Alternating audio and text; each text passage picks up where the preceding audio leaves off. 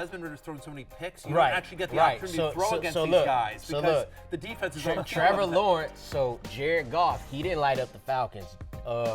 Trevor Lawrence, he didn't light up the Falcons. But yes, Desmond Ridder was in that bakery handing out them turnovers. You feel me? So the Falcons is solid, but with the volume of dad jokes is my lane, right? You know that dad jokes is my lane. I know you are, but I'm just saying, like.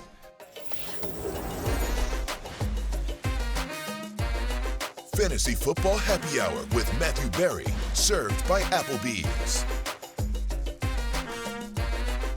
Welcome to the Fantasy Football Happy Hour. It is Love-Hate Day. I'm Connor Rogers alongside Matthew Berry and Jay Croucher. This is very pressing. Show started, Matthew. Get off your phone. We got Commanders Bears. I'm currently doing betting. Huge I have Thursday other things for you. to do. I get big game. This is a huge game tonight for me and my Commander. Here's the thing. They're 2-2. They're 2-2. Really should be 3-1. They should be 3-1. They should have. I mean, don't get me started on Rivera. So we're 2-2, and it's been an up and down season, if we're being honest. Should have beat the Eagles. Took them to overtime. Really good team. Great kind of moral victory, if you will. And got our butts kicked by Buffalo. Yeah, 37-3. Yeah, right. And then had to come back in overtime to beat the Broncos, which seemed like a good win at the time, and now seems like probably shouldn't have been that close, right? Yeah. To be fair, the Cardinals win looks better. The Cardinals win looks better in retrospect, but I don't know. We might be good. We might be really bad. I think you guys are like the Titans or the Rams, maybe slightly better than those teams. Right in that kind of range. Probably won't find out tonight. 17th best team in the league. I know, but my point is Chicago hasn't won yet. They're kind of dangerous. No, I understand. I think the Commanders win tonight, but I'm nervous, and I'll be honest with you. Kind of like the Bears getting points. No, I kind of think they cover. No? I'm not touching it, but I just... They don't have a secondary. All their players are out, which is a problem because their existing players were already not playing well, exactly. and now they're out. Right. Their starting secondary was bad, and now they're all hurt, and so, anyway, we do expect Sam Howell to have a big game. Sam Howell made my love list this week, and others receiving votes. That's kind of what we call a tease, Connor, in the game. I'm learning. The broadcasting game. Bit just by kind bit. of foreshadowing. Yes. The foreshadow. Yeah, exactly. Speaking of that, it's Week 5's Love-Hate, but before we get there, got to get into the Rotoworld player news. Of course, for all your player news, go to NBCSports.com. Here's the notable injuries we are tracking as we head into the weekend or get closer to the weekend. That's the big one at the top right there, guys. Jonathan Taylor coming off the ankle injury, not limited. He is full go for Jonathan Taylor. Followed by Cooper Kupp is limited. Kenny Pickett with the knee is limited. Saquon Barkley coming back from the ankle is limited. Javonte Williams, Amon-Ra St. Brown, and T. Higgins did not practice. Yeah, so my reaction to those, and obviously it's Thursday, and there'll be more news that comes out later today, and of course Friday as well. On the Kupp being limited, it's funny. Sean McVay made a whole Will Ferrell reference, like a Ron Burgundy thing, like, hey, it says limited, but he wasn't limited. He's fine. Yeah. Javonte Williams on that list and T. Higgins are the ones that make me the most nervous. I'm not ready to be nervous yet about Amon-Ra St. Brown, but you could certainly see a scenario where Higgins and Javonte Williams miss this week. Yeah, JT's the big one, obviously. And look, everyone's excited to have Jonathan Taylor back, as are we. I'd be a little bit concerned that, one, playing the Titans, which isn't great. That's just about the worst matchup you can have. And then two, 60% of his offensive line is on the injury report. So it's not shaping up as a great week, potentially, even if he were a full go, and not expecting that he's going to be 80% of the carries straight. I think that's a great call. And the other thing is by the way, he hasn't practiced. Yeah. I mean, it's not like he's been he had very little training camp. I don't think he was on a football field. I don't think we've seen him on a football field since literally last year. I'm not talking about an NFL game, but literally just practice. We're talking about practice. Like, it's all right. I mean, and I think about Josh Jacobs. I go back to Josh Jacobs and Josh Jacobs got massive usage, whatever. Forget the fact that Raiders aren't that great. I mean, they weren't that great last year, and Josh Jacobs was awesome. And Jacobs even said when we had them on Sunday Night Football the other week, Josh Jacobs was like, yeah, the game was, felt a little too fast for me. I clearly wasn't in game. I was in shape, but I wasn't in game shape, and it took me a little while to get up to speed. And it feels like Josh Jacobs is there, But, like, he was bad fantasy-wise for the first couple of weeks. And so Jonathan Taylor, the fact that we haven't seen him play football, like, even in a practice capacity in any recent time, like, if you have Jonathan Taylor, I know you're excited to get him back. But you've obviously made do without him through the first 4 weeks of the season. I would keep him on my bench this week if I could. Bad matchup, to your point, banged up offensive line. We just haven't seen him. We don't know if Zach Moss is going to get 10 touches. Is he getting a full workload, or is it going to be 65-35, him and Zach Moss, in his first game back? And too also, many unknowns for me. The way that you attack Tennessee is through the air, which everyone outside of Joe Burrow has been able to do this season. So, yeah. And also think about, like, Nick Bosa, who came back and wasn't injured, and his first week he's on a snap count. Like, that's just how it is when you come back to the team for the first time. You're not full go. And with all the other context around, not feeling great about JT for this week. That's the thing, Jay, right? It's also that Anthony Richardson and Zach Moss are viable rushing threats right now, where they're not looking at it and going, man, we have no one. Jonathan Taylor, hopefully you're ready for 15 to 18 touches out of the gate. Yep. They're not desperate in that regard. No, they certainly aren't. And Michael Pittman's been great this year. Richardson's been much more competent as a passer than I think he gets credit for, or than people thought he would be coming into the season. Josh Downs, we've had some moments from Josh Downs. So, yeah, I'm with you, Connor. Anyway. I might be desperate, but that's really desperate. I don't know. I feel like I don't have very many shares of Jonathan Taylor and this year, and the ones that I do are like best ball. So I'm actually not. If he was on a roster where I had to make start-sit decisions, and I don't have him in any of those kind of leagues, I would bench him this week. Yeah, feeling a little bit better about option. The guy who edged him out for Offensive Player of the Year in 2021 in Cooper Kupp, who went through a normal practice. And he's the type of player, I think, where he doesn't need much time. He doesn't need that many snaps to be able to get you receptions and get you fantasy points. And they're also playing an Eagles team that hasn't been great as a secondary, and they're dogs in the game at home. So they probably need to throw. So I think that even if Kupp has a limited snap count, which he surely will if he plays, still think that he is viable. If Cooper Kupp's out there, I'm starting him. It's a different scenario. Like, wide receivers are different than running backs, I feel like, in this particular case. Because, again, Jonathan Taylor needs to be volume-based. Like, there's always a chance he falls in the end zone and they want to, I could certainly see if they get close, Shane Steichen saying, let's get him into the end zone. Let's try to welcome him. Let's try to, solve some of this bad blood between him and Irsay.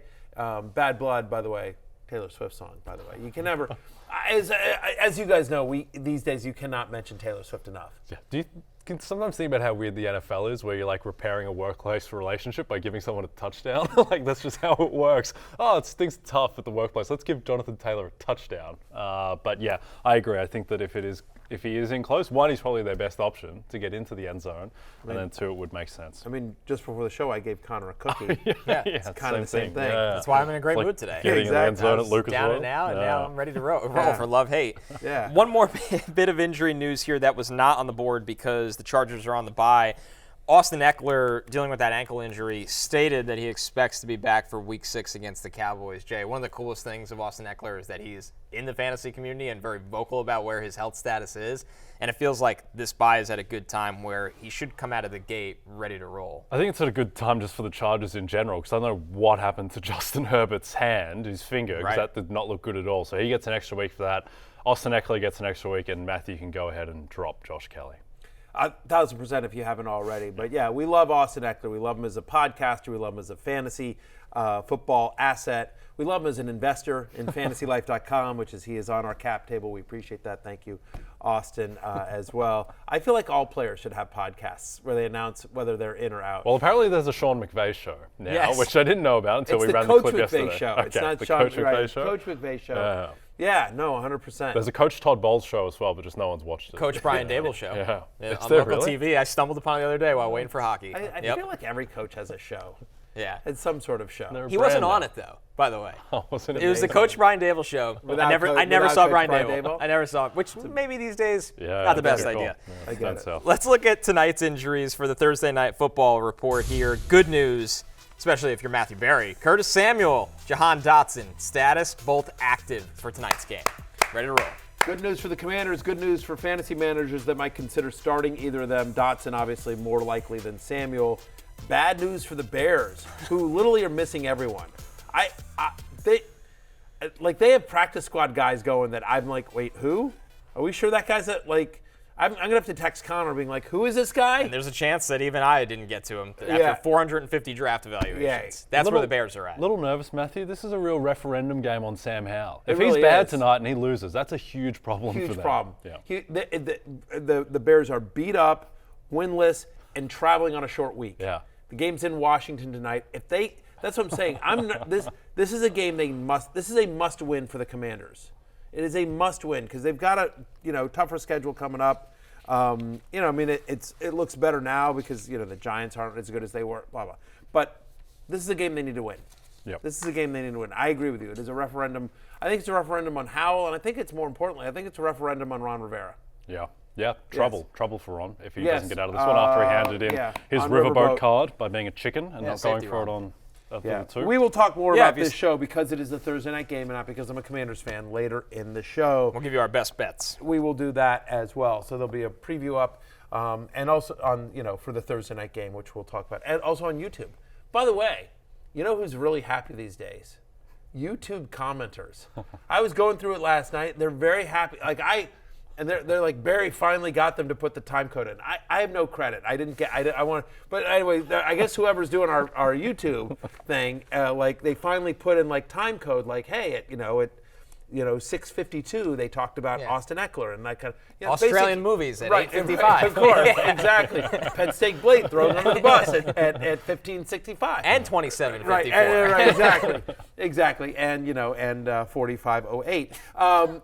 So that's been great. I don't know who did that, who's responsible for that, but that's very exciting. So they're all happy about it. We love you, YouTube commenters. Yeah. And every once in a while I do read the comments. Yeah, I stopped reading the comments after people were complaining about my British accent. And then at that point I was like, well, there's nothing I can do about my British accent. Yeah. No, do me a favor.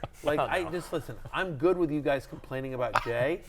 Just, it's an Australian accent. Correct. Yeah, just get exactly. The insults have to be Not much correct. I can do about my bad British accent. Right, I'm exactly. British. Yeah, by all means, feel free to complain about Like you're them. playing a character. Yeah. You He's played really about my trying. Australian accent. I'll cop My that. favorite comment was, we should do this. I should just print out the comments. But one of my favorite comments was you know what? For Barry, just all he does is he rambles on. He tells these long stories.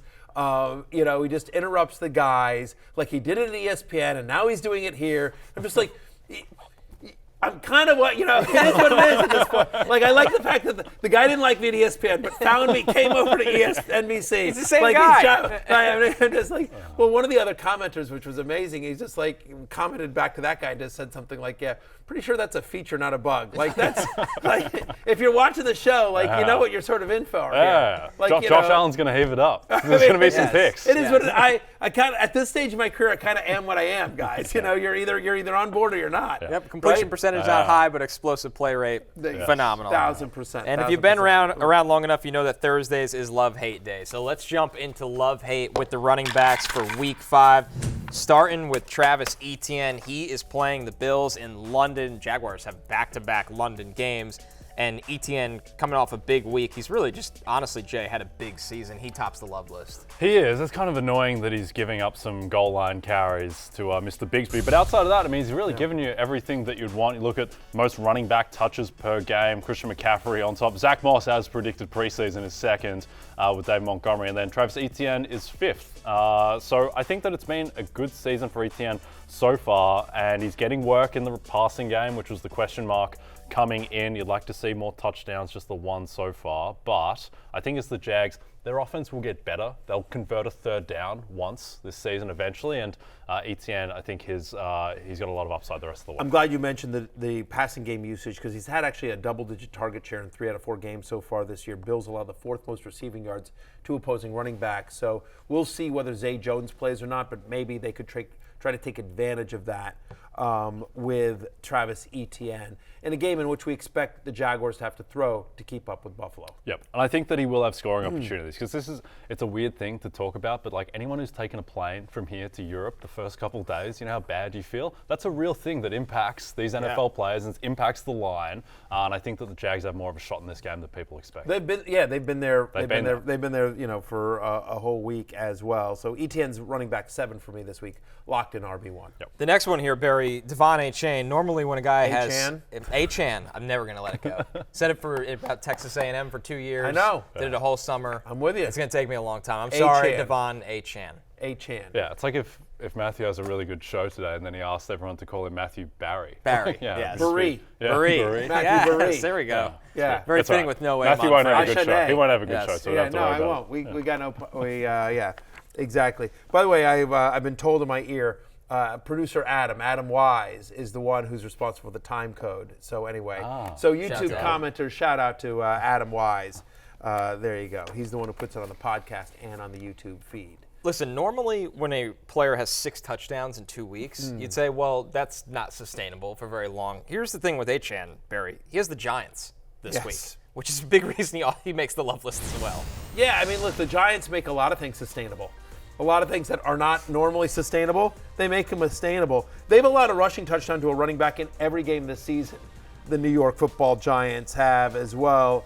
And so Devon Achane, or Achane, as some of our producers on this show call him, has had 11 red zone touches over the last 2 weeks, compared with just 5 for Raheem Mostert. Mostert, of course, had the bad fumbles last week as well. And so Achane,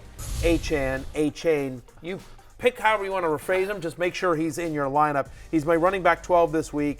I like the fact that he's also getting involved in the passing game, a 14% target share in both games. We like the Miami Dolphins in this one as well. So, yeah, not a fluke. And this is the first week that I've had Achane ranked ahead of friend of the show, Raheem Mostert. Yep. The line should be bigger than 11 for this game. I It should agree. be 13.5, should be almost 14. Has anyone watched the New York Giants? How are they going to stay within 2 touchdowns of the Dolphins? Guys like Achane are almost an afterthought on this team. Like he had 8 carries last week. I think that Achane as well, the thing is that Mostert had the 2 fumbles last week, which I think is really key, and it was trending towards Achane's backfield anyway. So a lot of upside for Achane, who is the number 1 running back in the league by PFF grade at the moment, which is what happens when you just run for 10 yards a carry. I mean, it's unbelievable. I mean, like, it's just like, you're like, well, he's not getting the work. He's getting single-digit carries. And you're like, yeah, because everything's like 40 yards, so it doesn't. Miami. The game's in Miami. Here's the other thing: is to your point about the line. The game's in Miami. I don't know. I don't love teams like on a 1:00 game, especially early in the season when they've had a Saturday night in Miami. Like Short week as well. They're traveling on a short week because they played the Monday night game. Harder to back it up after the short week. Exactly. They're all doing shots at 11. Who knows what's going on down there? But the fact is that this is a team that just. I use the word played. They played on Monday night. I use that in air quotes. They were present for the game. They were present for the game. They were active for the game. But who knows? Maybe that's why Brian Daboll missed the Brian Daboll show, is because he was busy crunching the film, trying to figure out a way to, getting ready to try to figure out how to Or he was looking for attack Evan these Neal Miami Dolphins. somewhere after Evan Neal's comments on the fan base. But anyways, our last running back firmly locked into the love list here, Jay, is Joe Mixon. And, as things have not gone well for the Bengals, the bottom line is Joe Mixon gets all the volume in this backfield. He's got 86% of the team's running back touches this season. Well, I think that's the hope for Mixon, is that he has 59 carries. The next highest running back on the Bengals is Travion Williams with 4. Right. So it's entirely his backfield. It's just that the offense has been terrible and he's only gotten in the end zone once. I would still be a buyer in the Bengals just getting better as the season goes on. You still have to trust in the talent. I understand T. Higgins is banged up. It's still Burrow. It's still Chase going up against the suspect defense. There's been plucky in Arizona, but this isn't the 49ers defense. I would expect that Mixon should get closer to the end zone this week. I agree with that. And also, to your point about Higgins and the passing, they're just going to lean on this guy as well. Every starting running back that's faced the Cardinals this year has gotten at least 20 touches per game. You can run on Arizona. They allowed the 3rd most fantasy points to opposing running backs as well. So they're bad against running backs. Joe Mixon's going to get a big workload, i.e. ipso facto. Therefore, Mixon makes the love list. He's a top 14 fantasy running back for me. Bingo, bango. How about it's science? How about some others receiving votes here? I believe I used it in its proper context. Yes. Ipso facto. Isiah Pacheco against the Vikings, Brian Robinson Jr. tonight against the Bears, Breece Hall against the Broncos. I really think this is the week the Jets finally take the training wheels off of Breece's injury and let him go. No more snap count. No more snap count. Tyjae Spears against the Colts and Jaleel McLaughlin against the Jets. A bit of a waiver wire darling this week, Barry. Yeah, I mean, look, I have Brian Robinson and Pacheco as top 16 plays. We'll talk about Brian Robinson later in the show as well. But just, it's worth noting that the Bears have allowed at least 17 fantasy points to a running back in every game this year. Robinson is the guy for my Commanders. Hail the Commanders, hail victory. Isiah Pacheco has 40 touches over the past 2 weeks. He runs angry. Taylor Swift is a huge fan. You saw her cheering after Pacheco's. Who knew she was such a big Pacheco fan? But she clearly is. He's starting to get involved in the passing game as well. You mentioned Breece Hall as well. Denver's allowed the most fantasy points to opposing running backs. And so I think Saleh saying that, which is weird. We sort of knew. He said earlier that he wasn't on a pitch count, but then he kind of was, and you could sort of tell. And I feel like that's kind of a bat signal. I feel like that was less for the press and more for Breece. Right. Like just saying, hey, man. Be mentally ready. Be mentally ready. This is your week. Yeah. Dalvin Cook's look bad.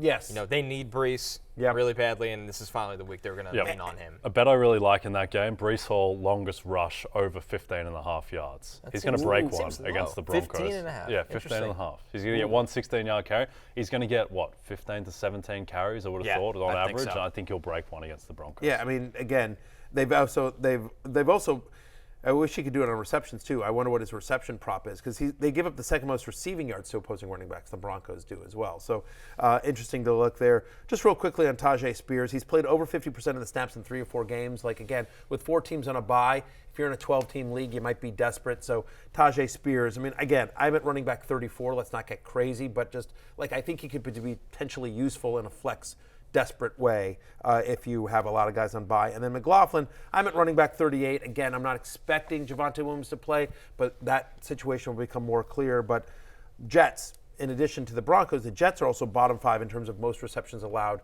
to opposing running backs. McLaughlin has been a big part of their passing game so far this year. We expect that to continue, especially if Javonte Williams is out. Let's jump into the hate list. Jay, this is led by Rhamondre Stevenson. For Barry this week, he comes in as RB22. For Rhamondre on the season, he's averaging under 3 yards per carry.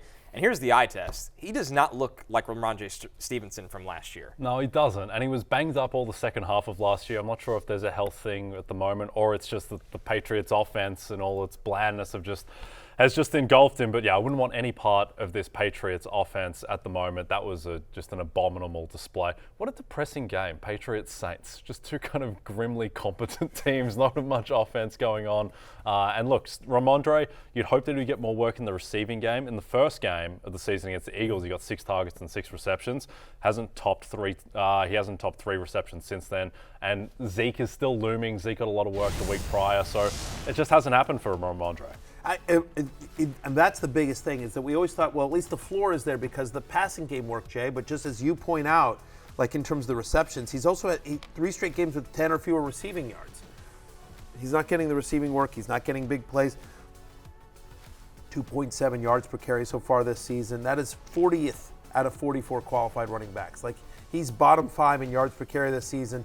Saints have allowed the 7th fewest rushing yards to running backs through 4 weeks this season. So Rhamondre Stevenson, who's been under 65 total yards in 5 of the last 7 games dating back to last year in a bad matchup with New Orleans, outside my top 20 this week. Yep. Another running back averaging under 3 yards per carry this season is Miles Sanders. Barry, another running back that doesn't make your top 20 this week in the rankings, and they're going to Detroit. We don't know how healthy he is with a groin issue. He played only 43% of the snaps last week, and now some of that may have been, the fact that he was dealing with that groin injury. Some of it just may have been he's been ineffectual. Honestly, the only thing in this offense that you really feel good about, and I'm using that loosely, is Adam Thielen. Again, Bryce Young does, I wonder if the Carolina Panthers had it to do over, whether they would rather have C.J. Stroud. Goes one now, surely. Yeah. Right? Yeah, it feels like after 3 games. Listen. Right, it's early. Bryce, it's early. Bryce missed a game as well. Stroud, I think, weirdly has more weapons to work with than Bryce Young. That's which factual. Yes. No, I know, but Yeah. I think at the beginning of the season you didn't think Right. about that. You didn't think that. But not a great matchup with the Lions, who allow under 50 rushing yards per game to running backs this season. That's second best in the NFL. And so Sanders, who's had 3 straight games with under 45 rushing yards and feels like this is becoming more of a committee with him and Chuba Hubbard. It's not an explosive offense that we feel like will be in scoring position often. So, yeah, Miles Sanders outside my top 20. Even if he's healthier this year and gets more of a workload, you don't love the matchup, and it's not like this is a team that we expect to be scoring a ton. No, certainly not. And the one thing is that he does randomly have 23 targets in 4 games, Yeah, where it seems they are like dumping off to they've got nowhere to throw down the field, so they need to dump off. The other problem, though, is that the Lions' defense looks like it might be legitimately good. Aiden Hutchinson has made a huge leap. He's a legit Defensive Player of the Year candidate. Brian Branch has come in and been great from the get-go. That is a very solid defense. We saw what they did to Green Bay. But, the Lions, by the way, are 10-point favorites so far at the moment in this game, and the over-under is 44.5. So, DraftKings is not expecting them to score a lot of points. The Carolina Panthers, right? Just in terms of the implied totals there. Yep. So. Our last one here, Jay, Najee Harris against the Ravens. He comes in as RB30 for Berry, and the bottom line is the Ravens have been stingy against running backs this season. They are the only team to not allow a rushing touchdown on the year. Yep, and we saw what the Ravens did to the Browns, who have a very strong offensive line, just couldn't get anything done on the ground. And now, whether it's Mitch Trubisky, whether it's Kenny Pickett, this Steelers' offensive line has been terrible this season. There's just nowhere to run, and I understand there are the concerns about Jaylen Warren. I don't think either of these guys really have a chance against this defense with this offensive line. Ravens the only team in the NFL not to allow a rushing touchdown to a running back so far this season. He's averaging 7.1 fantasy points per game this year. He's had 1 game with double-digit points. This year, 53% snap rate. 0 games above 57%. He's not involved in the passing game at all. And as we talk about, I wonder if the Panthers regret passing on C.J. Stroud to draft Bryce Young. My question is, Jay, do you regret drafting Najee Harris for your team in our league? Do you regret talking up that draft pick? Took him in the 6th round when his ADP was like 29 or something, but that's fine. Yeah, bad pick to get a guy 30 spots after his He's getting ADP. you 7 points a game. Regardless Regardless of where you got him regardless of Come on. ADP, I'm just curious, do you regret the draft pick? No, I don't, Matthew. It was a great pick at the time. It's just Najee hasn't delivered on the goods. And I was also lambasted for my Nico Collins pick about 5 rounds later. So good for you to bring that up in conjunction with Najee. I didn't trash Nico Collins because I think I said I liked it. I trashed the idea that you have 3 Texans on your team. Hey, the Texans are a team to buy. Actually, that one's too smart. Yeah, You're an innovator who's the on other that one? You had one. Nico Collins, Dalton Schultz. Schultz. Who's the other one? Schultz is terrible. Nico was good. So you went 1 for 2. The problem is the other one was Devin Singletary, I think. Yeah, so right, you're 1 for 3. Forgot he was around. You're 1 for 3. It was good to target the Texans. You just targeted the wrong ones. Yeah, but you got Nico. You got Nico, so Give him a team afloat. The toughest competition of the year is here. The biggest talents in men's rugby take the stage as 20 countries compete for 20 days of heart-pounding, hard-hitting action at the Rugby World Cup. Watch every match live on Peacock all the way through the final on October 28th, with games also available on CNBC. We're going to break. When we're back, continue in love-hate with the pass catchers and quarterbacks. And then a follow-up, do you have a nickname internally with the Cowboys? What do the guys in the locker room call you?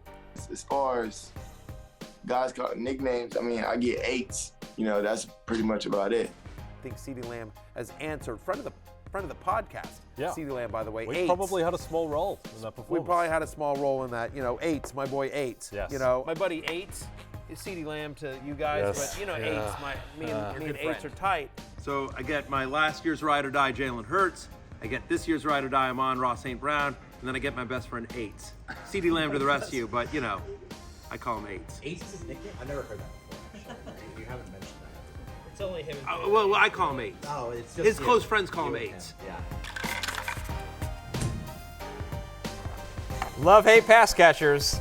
They call him 8s, according to his friends. According to his friends. Jay and I according just to wouldn't CeeDee understand. According to CeeDee Lamb, they call him 8s. According to me, we all call him 8s. You guys call him CeeDee Lamb. Yeah, you Pete, and Dak. it was nice that our producer Pete wasn't aware of that. He doesn't. It's weird. Pete has this He doesn't watch amazing the show. ability to produce the show without actually watching it. Yeah, he floats in and out. Yeah, he really does. Busy man, Pete. Pete's Yes. got a lot going I saw him, on. when I walked in, I saw him running in a direction. Today. Really? Yeah, he's He's busy. very fast. Like 8s. I'll tell you who is Like 8s. really fast. Exactly. CeeDee Lamb, who tops the love list here. 8s. 8s. Yeah. It's you got to be No, close you're to not calling friends with it. him, right? Exactly. Exactly. Exactly. I don't My boy want to. 8s. I don't want to be Yeah. a poser here. Yeah, I understand. I appreciate that. Proper name, CeeDee Lamb. Matthew, your friend has the 49ers on tap, and for that, he still checks in as a top 10 wide receiver this week. I actually have it wide receiver 8. You're playing a bit at this point. Come on, Matthew. The fact of the matter, I am, but it's easy to love him, right? I mean, people I think are probably concerned about the 49ers, and I get that. What a great game that'll be on Sunday night right here on NBC and Peacock. I'm a company man.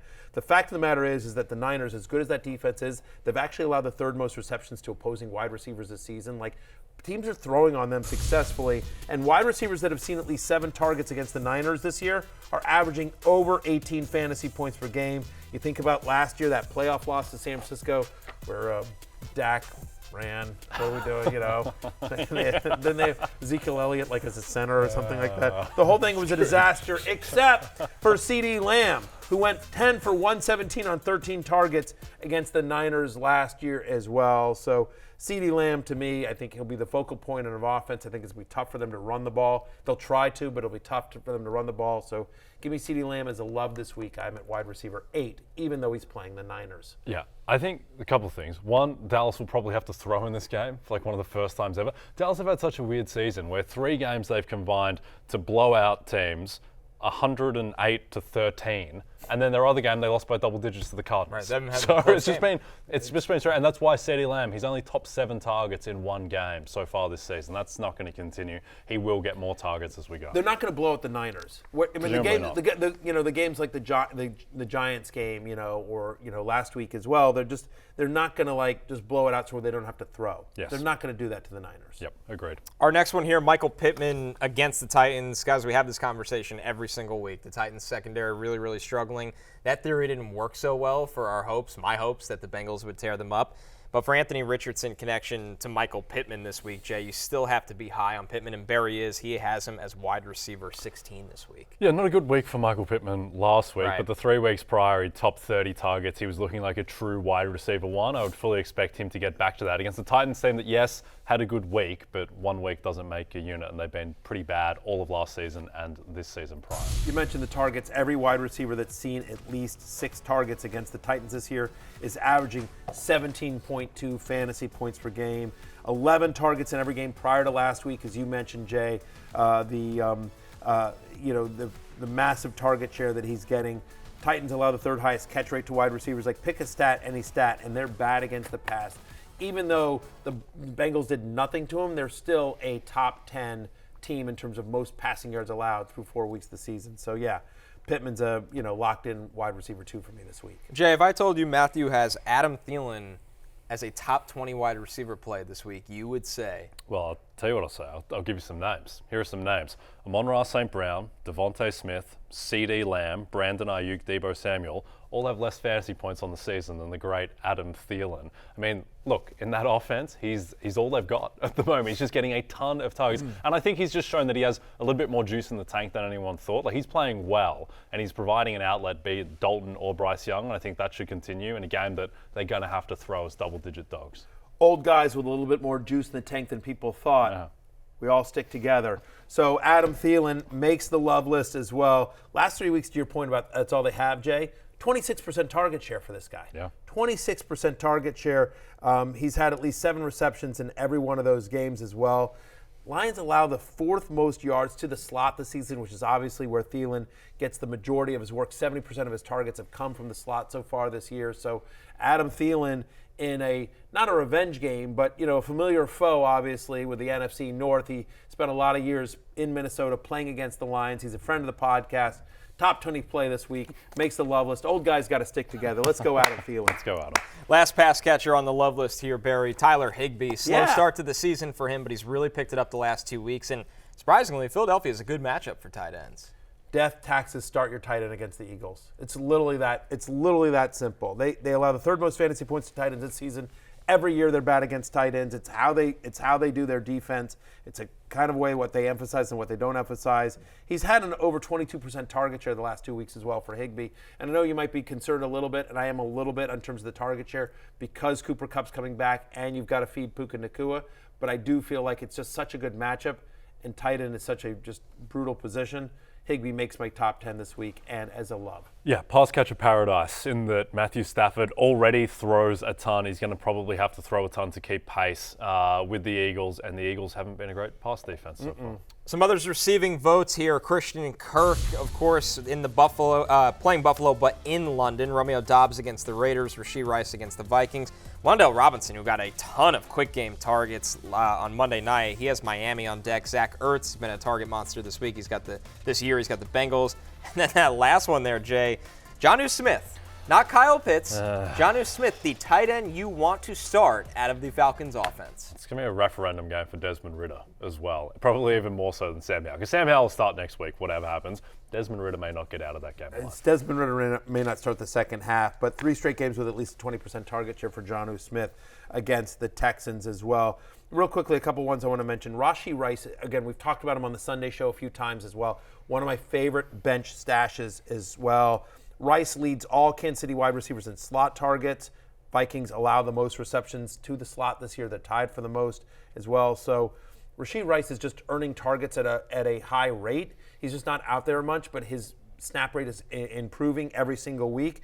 He's got the second highest rate of being targeted on his routes of all wide receivers that have at least 15 targets so far this year. So just a bunch of nerdy underlying metrics to let you know, like, Rashee Rice is coming. This is going to happen. It's going to happen. Get on the bandwagon before it happens there. Kirk depends on Zay Jones as well. But again, Buffalo allows an 80% catch rate to the slot. We know Kirk runs most of his routes there. Yep, going to have to be throwing a lot too. Moving over to the hate list, which is led by Courtland Sutton. He's got the Jets. The Broncos are at home, but we know this game's personal between the two teams. While DJ Reed is in concussion protocol right now, Saleh did sound oddly optimistic play. The more important thing in this one, Barry, is Sauce Gardner was very good against this Broncos pass offense last year, and Sauce Gardner is still really good this year. Jets have allowed 1 touchdown to a wide receiver through 4 games. I mean, they just faced the Chiefs. Stephon Diggs. Right. I mean, exactly. Yeah. They've faced some really good offenses so far this year, and they have been really good defensively.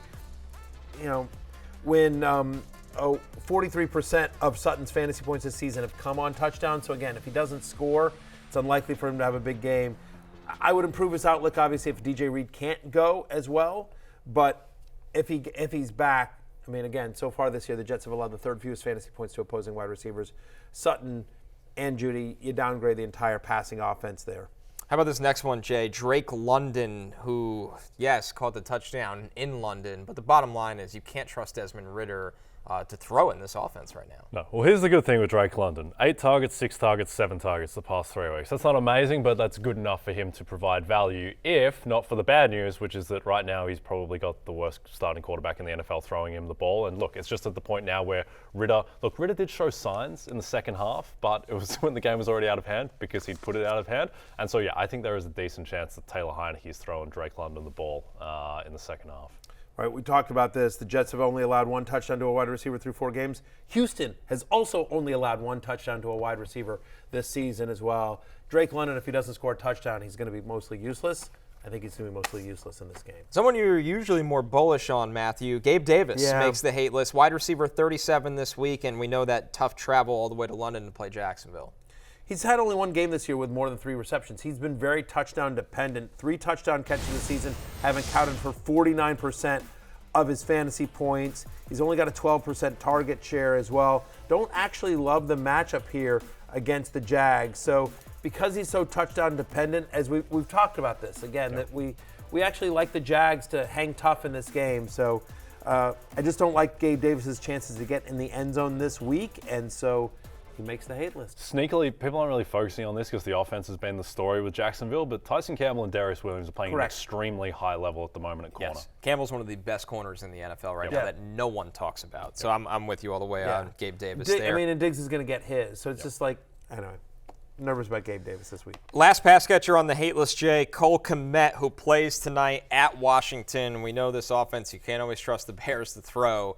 And the bottom line is Cole Kmet, his production so far might be a little fluky as well. Why don't you like Cole Kmet tonight, Matthew? He's seven receptions on 9 targets for 85 yards and 2 touchdowns last game. Both of his touchdowns last week came on busted coverage. Commanders have allowed the fewest fantasy points to opposing tight ends this season, so it feels like they've discovered something. There's more of a connection between Fields and DJ Moore this way, so Kmet is going to be on my bench this week. That's the one right there. 3 out of 10. Let's jump into the quarterbacks here for love-hate. And boy, did you land the plane. Love-hate quarterbacks here. Thanks. Patrick Mahomes coming off one of the worst games I can remember from him in recent years, honestly, against the Jets. But he tops the love list here, Matthew, because he's got the Vikings on deck. He's QB1 for you. That's the point. Is this like you're like, oh wait, Mahomes is on your love list, really? I'm just like, I don't think people realize, like, by Mahomes standards, when you're grading on a Mahomes bell curve, he's been bad this year. He's just been QB9 on a points per game basis. But I put him on the love list this week because he is literally my #1 quarterback in fantasy. I think this starts a great stretch for Mahomes because after this week he gets Denver, then he gets the Chargers, then he gets Denver again. Like this is a 4-game slate, so if you want to trade for Mahomes or any part of the passing attack of Kansas City, this is the last chance to do it. We talked about the fact that this is the highest over-under on the slate. He's placing a Minnesota team that's allowing passing touchdowns at the 6th highest rate this season. And he's actually getting you some points with his legs. So if the passing can come into focus, he's averaging almost 40 rushing yards a game this year. So getting the rushing going, more passing. We think that the Vikings offense is better than they get credit for. They're going to have to put up points again. 53.5 over under, I believe, at the moment. Or it's just 53. I think the over under is just 53. Yep. We expect a lot of points to be scored here. Yep, Mahomes is suffering from the biggest drop rate of any quarterback in the league, and I understand the receivers aren't amazing, but that should regress. This is the last chance to bet on Patrick Mahomes at plus 550 for MVP. So he's going through a stretch now where he's going to, I think, will be the favorite coming out of this stretch of opposing weak defenses. We're going to stay right in this game and go to Kirk Cousins, the quarterback on the opposing team in the Vikings. Kirk Cousins comes in as QB7 for Barry this week, Jay. And obviously we saw Zach Wilson had one of the best games of his career against this Chiefs defense on Sunday night. Yeah, and Cousins just coming for a really strange game against Carolina, which in theory should have been a fine matchup, but he goes 12 of 19, 2 picks, including the disastrous one towards the end zone. So he will be better. They got a defensive touchdown early on. Like they didn't need to throw. It was the first time they didn't need to throw. So I suspect that he's going to need to throw to keep pace with Kansas City, and he's got the weapons to put up some massive stats. He's had multiple touchdown passes in every game this year. The Vikings actually lead the NFL in passing rate, and since the start of last year, Cousins, in games in which 50 or more points are scored, and again, the over-under here is 53, Cousins is averaging 21.5 fantasy points per game in games in which more than 50 or more points are scored just in the NFL. So again, our friends at DraftKings have set the line at 53. We expect this to be a high-scoring game. Give me Kirk Cousins as a top 7 play this week. Our last quarterback on the love list is Jordan Love. And Matthew, I would have to think at this point, when you see the Raiders as the opposition, you probably love that opposing quarterback in fantasy. The game's in Las Vegas. Who doesn't love love in Las Vegas? When you think of Las Vegas, you think of love. It's the first thing I think Connor, of. It's the first thing. Yeah, exactly. Wholesome love. Yeah, well, we found love at Hakkasan, the three of us. With each other. Brotherly love, exactly. Brotherly love. Friendly love. The Raiders are bad. 3 of the 4 quarterbacks that have faced them have scored at least 18.5 fantasy points. They're allowing over 20 to opposing quarterbacks. They allow touchdown passes at the third highest rate this season. 3 straight games with at least 20 rushing yards. Christian Watson back now. Remember, they played the Thursday night game last week, so they've had kind of this mini bye. They've had 10 days to prepare for the Raiders. Christian Watson getting fully healthy. Hopefully Luke Musgrave gets out of the concussion protocol, and he's good to go as well. Romeo Doubs starting to emerge. Aaron Jones should be fully healthy as well off of that hamstring injury. So, yeah, I have Jordan Love as a top 10 play this week. A few others. Oh, go ahead. I was just going to ask, do you think Jordan Love's good? Because I have no idea based on what we've seen the first 4 weeks. I think he's been okay. I think he's missed a lot of throws, but he's also made some really big ones. He's kind of the cranked down Anthony Richardson, where the explosive plays look good, the completion percentage doesn't, and he's been sneakily effective as a runner at times. Particularly in the Saints game, where he basically won them the game with his legs. So he's been okay. And I think, to be fair to him, that offense has been missing a lot. No Christian Watson for weeks, no Aaron Jones for weeks. Luke Musgrave goes down. The line's weak. I was just going to say, exactly. Yeah, exactly. The offensive line as well. I think he's been fine. Honestly, I think he'll go in the right direction as they get healthy. I think he's a work in progress. I think if I was a Packers fan, I would feel good about the future future of the franchise. Like I think ultimately he'll be fine. Yep. I think so too. The jury's not fully out on. The jury's still out. Deliberating. I should say They're still deliberating. deliberating. Like Sam Howell, I think he's going to be not guilty. I think it's in the same boat as Sam Howell on some level, and probably Kenny Pickett too. Pickett's hasn't been that good this year, but I'm not ready to close the book yet on Kenny Pickett. Some others receiving votes here. Josh Doubs, who's just been one of the stories of the season. He's got the Bengals. C.J. Stroud, who's been maybe the story out of an impressive offensive rookie class. He could break the rookie passing yards record. Of course, Sam Howell tonight against that, whatever's left of the Bears secondary. And Matthew Stafford against the Eagles here, Jay. Yep, Matthew, who would you start, Josh Dobbs or Joe Burrow? They're playing each other. I feel better about Dobbs. Yeah, me too. I mean, I think I'm benching Burrow for Dobbs in a league. Right. Yeah, which is crazy. It's insane. But I have Dobbs at QB 10, right? He's averaging almost 22 fantasy points over his last 3. He's the second best quarterback in fantasy since week 2. 3 straight games with 40 or more rushing yards. The only difference is that I'd rather go against Arizona than Cincinnati's defense. Right, sure. But again, Dobbs has produced against Dallas, against San Francisco. So he feels weirdly matchup proof. We've talked about Stroud on this show a lot. Stafford leads the NFL in passing attempts. Very quietly, the Eagles have allowed the 6th most passing yards this season. You can throw on Philadelphia. He gets Cooper Kupp back as well. I'm at QB 16. And then again, future Hall of Famer Sam Howell. Every quarterback that has faced the Bears this year has scored at least 18 fantasy points. Chicago allowing passing touchdowns at the 2nd highest rate this season. Heads up for those betting tonight's game. We'll close out with the quarterback hate list here, frontlined by Dak Prescott. Jay, you said Dallas has played large part blowouts in one game where they almost got blown out by Arizona. Dak makes the hate list here against San Francisco. Well, the one game that Dak Prescott needed to win, he couldn't against Arizona. We all saw what he did against San Francisco in the playoffs, so I think it's just a bad matchup for Dak, Matthew. They allow 12.8 fantasy points per game to opposing quarterbacks. 3 of the 4 quarterbacks to face the Niners this year have scored under 14 fantasy points through 2 weeks. Through 4 weeks, the Niners have more interceptions than touchdown passes allowed. So, yeah, Dak is barely inside my top 20. He's not running as much as he would like to. The other quarterback on my hate list here, Jared Goff of the Lions. Carolina, very quietly, allowing under 12 fantasy points per game to opposing quarterbacks. That's 6th fewest in the NFL. Lions are 31st in passing rate allowed so far this year, 4 weeks. I mean, they've been surprisingly good, right? I screwed that up. In essence, basically, the Panthers are playing better defense than I think they're getting credit for, and in fact, the Lions aren't throwing. They haven't need to. They're a run-first team, and as basically a 10-point favorite in this game, I don't see Jared Goff throwing a ton. Yeah, he might throw twice in the 4th quarter. Amon-Ra St. Brown not 100% healthy is where 1 or fewer touchdown passes in 3 or 4 games this year for Jared Goff. Fire up 30 touches for David Montgomery. Yeah. Again. Staple like no other. Should have made the love list. Love to see it. Maybe we can get Jahmyr Gibbs free. But my boy, Dave Montgomery, should have another huge game.